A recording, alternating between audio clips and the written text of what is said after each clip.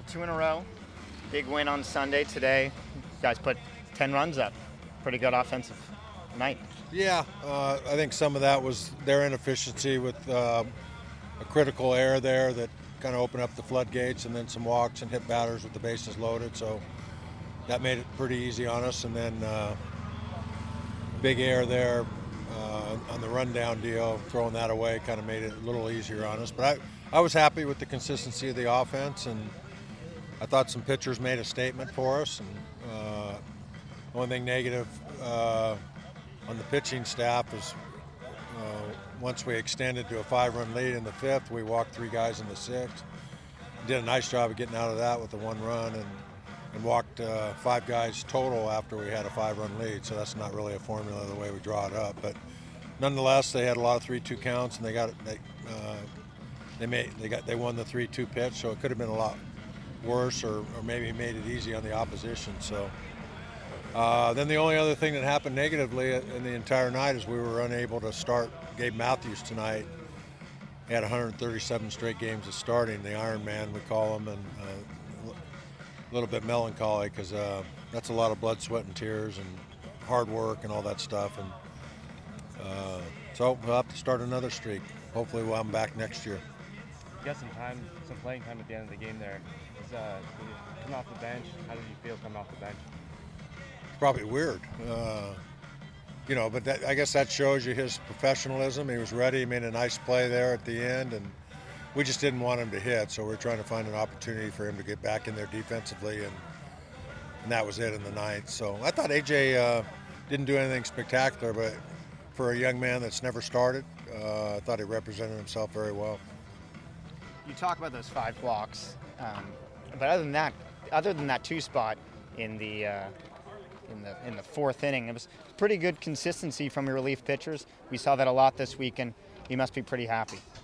Yeah, Nico looked really good. He looked real crisp tonight, and I thought Kobe said, "Hey, look at me." That was Kobe's had some up and downs, but that was Kobe-like. He was pounding the strike zone, and the 2 that they got, that was the meat of their order, and those guys can hit, and he did a good job of making them hit, and so I thought that was a real positive outing for Kobe. You talked about the relief corps struggled at times, and the past 2 games they've really bounced back. How does that speak to their character? Yeah, maybe they can build some momentum, that confidence, and it's one thing to tell them to have confidence and tell them to throw like they're throwing in the bullpen and all those things, and we've made it a point of emphasis that when they cross the line, their warm-up pitches become more instrumental, and that builds confidence as well. And so I think they've done both. A little bit better out there, a little bit better with their warm-up pitches, and it's kind of showing up in the game. And we need to do something really special here down the stretch, and you can't do that without good relief pitching or the depth of the pitching staff. So hopefully they'll build on that, and we can continue to get some 0s and 1s and give our offense a chance to win games. Do you think they've been overthinking things on the mound? Do they need to keep it simpler to just continue pitching well? Or?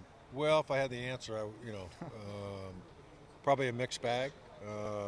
Coming in with good mentality, and then maybe getting punched in the nose, and then starting to try too hard, or I don't know. If I had, like I said, if I had the answers, I think if you talk to each guy or got inside of each guy's brain, it would probably be a little bit different for each guy. And we certainly have tried everything in every speech, and ultimately it comes down to them. One last thing on those offensive numbers. I know they didn't help themselves with the bean batters and the walks and everything, but DeLuca, 2 for 3 tonight. Evan Williams, that big double to lead things off. He had 3 RBIs on the day. Obviously, like I said, a lot was given to you, but you must be happy with the bats and the way they performed in those big spots. Yeah, Johnny looked good. He filled that 4-hole up pretty good. He was on base 4 times, and Evan just barrels up.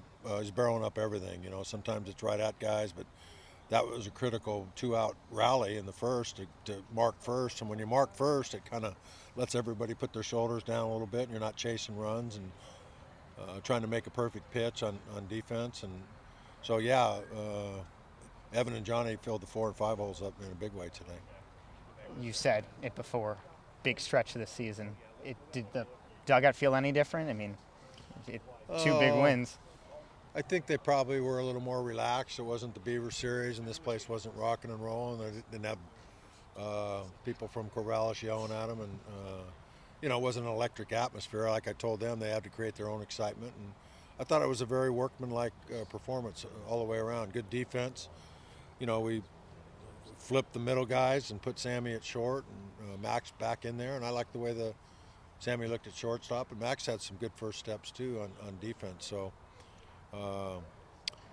you know, we're going to leave Spencer at third, and we'll try to figure out the other positions. Spencer's a difference maker at third for sure. What's the key to keeping this momentum going into the next one against SC? If we, you know, I hate to simplify it, but throw strikes, play catch. Those two things have been our nemesis, not the catch part, but the strikes part.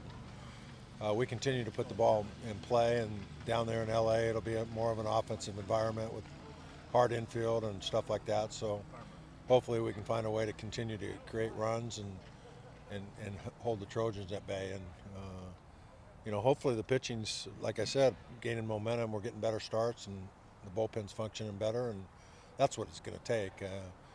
You know, we'll start with the USC, and then of course UCLA is number one in the country, and there's number one for a reason. They pitch well, and they're an offensive force. So first things first, we'll worry about Friday at SC and see if we can get that game. And like they say, 2 games is 2 games, and 3 is a winning streak. So we're going to try to get to 3.